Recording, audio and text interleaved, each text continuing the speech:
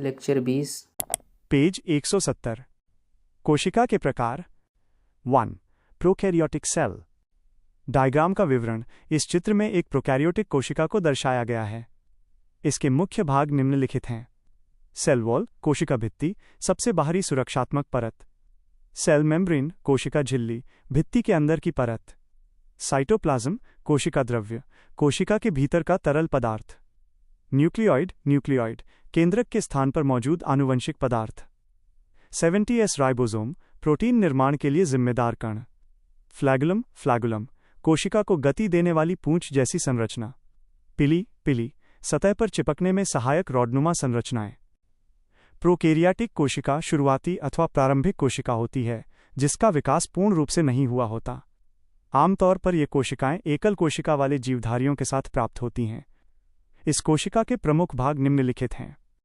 1. Nucleoid. यह कोशिका का केंद्रीय पदार्थ होता है जिसमें गुणसूत्र होते हैं तथा डीएनए पाया जाता है। गोलाकार डीएनए होता है। पेज 171। 2. कोशिका भित्ति और कोशिका झिल्ली। प्रोकैरियोटिक कोशिका में दोहरा आवरण पाया जाता है। 3. फ्लैगुलम। यह पूंछ की जैसी लंबी रचना होती है जो कि कोशिका को गतिमान करती है। 4. पिली। यह कोशिका में बाह्य परत के साथ एक रॉडनुमा रचना होती है जो कि कोशिका को किसी स्थान पर चिपकने में मदद करती है। 5. रिबोसोम। प्रोकैरियोटिक कोशिका में 70S राइबोसोम पाए जाते हैं जो प्रोटीन निर्माण में भूमिका निभाते हैं। पेज 172। प्रोकैरियोटिक और यूकैरियोटिक कोशिका में अंतर। Prokaryotic cell, eukaryotic cell. उदाहरण: एकल कोशिका वाले जीवधारी जैसे बैक्टीरिया, माइकोप्लाज्मा, आर्किया, चरम बैक्टीरिया, नीले हरित शैवाल, बीजीए।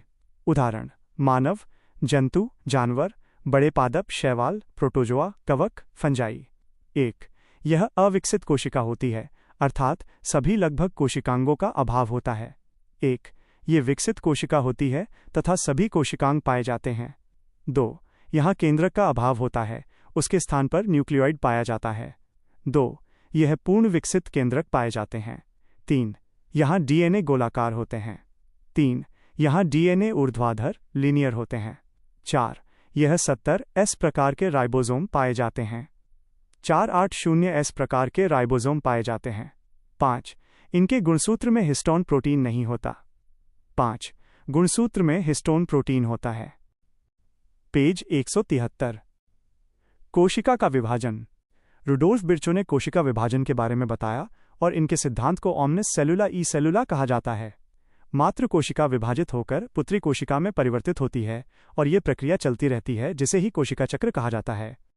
माइटोसिस समसूत्री, मियोसिस अर्धसूत्री। डायग्राम: एम सेल 2n46 एक चरण में विभाजित होकर 2 डी सेल्स 2n46 बनाती है। डायग्राम विशिष्ट 2n कोशिका पहले चरण में 2n कोशिकाओं में और दूसरे चरण में कुल 4n पुत्री कोशिकाओं में बदलती है। 1. यह प्रक्रिया केवल एक चरण में पूरी होती है। 1. यह प्रक्रिया 2 चरणों में पूरी होती है। 2. एक मातृ कोशिका 2 पुत्री कोशिका में बदलती है। 2. एकमात्र कोशिका 4 पुत्री कोशिका में बदलती है। पेज 174। माइटोसिस समसूत्री, मियोसिस अर्धसूत्री। 3. दोनों पुत्री कोशिका में गुणसूत्र समान अर्थात 2n होते हैं। 3. पुत्री कोशिका में गुणसूत्र की संख्या आधी हो जाती है। 4. समसूत्री विभाजन सोमैटिक सेल अथवा दैहिक कोशिका में होता है। 4. अर्धसूत्री विभाजन जनन कोशिका या रिप्रोडक्टिव सेल में होता है। उदाहरण: अस्थि, मांस, त्वचा, रक्त। 46. गुणसूत्र। उदाहरण: अंडाणु, स्पर्म। 23. गुणसूत्र। नोट: वायरस आदि में असूत्री विभाजन माइटोसिस की प्रक्रिया होती है। समसूत्री विभाजन की प्रक्रिया। कोशिका विभाजन के दौरान केंद्रक का विभाजन सबसे पहले होता है तथा कोशिका द्रव्य के विभाजन के साथ प्रक्रिया पूरी होती है। 1. इंटरफेज। यह कोशिका के विभाजन से पूर्व की अवस्था है। इसमें डीएनए का रेप्लिकेशन होता है तथा आकार में वृद्धि हो जाती है और पेज 175 गुणसूत्रों की संख्या बढ़ जाती है। 2. केंद्रक का विभाजन कैरियोकेनेसिस। केंद्रक का विभाजन 4 चरणों से गुजरता है। एक प्रोफेज अवस्था, ये वास्तविक विभाजन का पहला चरण है। सबसे अधिक समय यही लगता है। डायग्राम का विवरण। प्रोफेज अवस्था के इस चित्र में दिखाया गया है कि केंद्रक झिल्ली धीरे धीरे लुप्त हो रही है। भीतर गुणसूत्र स्पष्ट होने लगते हैं और सेंट्रोजोम ध्रुवों की ओर बढ़ने लगते हैं। केंद्रक धीरे धीरे गायब हो जाता है। क्रोमैटिन धागा गुणसूत्र में बदल जाता है। सेंट्रोजोम किनारों की ओर चले जाते हैं। 2 मेटाफेज। डायग्राम का विवरण।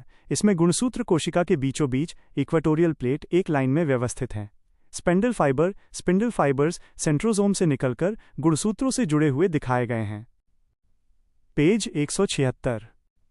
इस अवस्था में गुणसूत्र सबसे स्पष्ट दिखाई देते हैं और बीचों बीच में आ जाते हैं।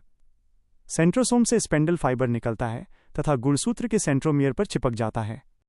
3 एनाफेज अवस्था। डायग्राम का विवरण। इस चित्र में गुणसूत्रों का विभाजन दिखाया गया है। स्पिंडल फाइबर में संकुचन होने के कारण सिस्टर क्रोमैटिड्स अलग होकर विपरीत ध्रुवों की ओर खिंच रहे हैं। इस अवस्था में स्पिंडल फाइबर सिकुड़ जाता है और गुणसूत्र 2 बराबर भागों में बंट जाता है। एक ही कोशिका में 2 सिस्टर क्रोमैटिड्स मिल जाते हैं। 4 टेलोफेज। डायग्राम का विवरण। यहाँ कोशिका के 2 विपरीत सिरों पर 2 नए केंद्रक ए और केंद्रक बी बनते हुए दिखाई दे रहे हैं। पेज 177।